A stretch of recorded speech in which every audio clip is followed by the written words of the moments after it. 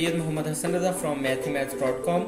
Let's start with question number 1 of exercise number 1.2. The statement of this question is solve it using formulas.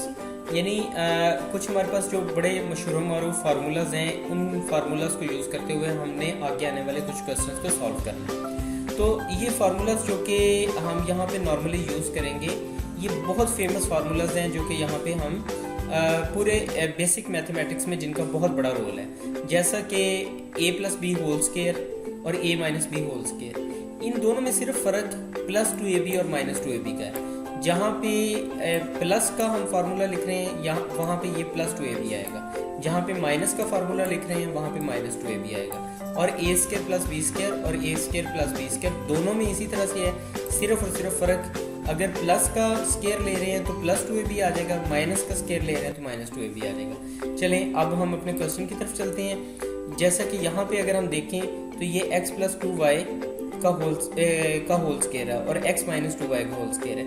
तो एक तो इसमें plus का formula लगेगा और एक इसमें माइनस का फार्मूला लगेगा। तो ये आप इसे सपोज कर लें कि ये a + b है, ये a - b है।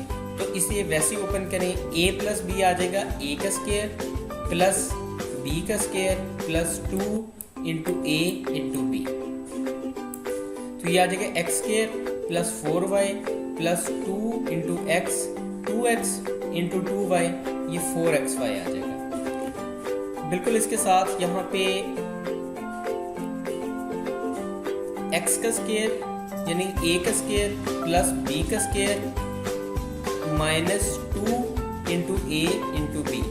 तो ये हमारे पास आ जाएगा x का square plus 4y² -2 × a 2 × x 2x और साथ में 2y, ये हमारे पास 4xy आ जाएगा।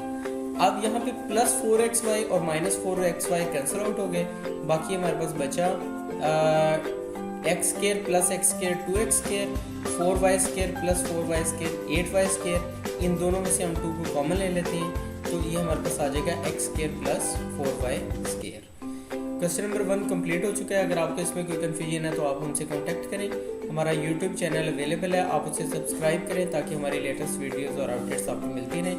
Thanks for watching mathemaths.com।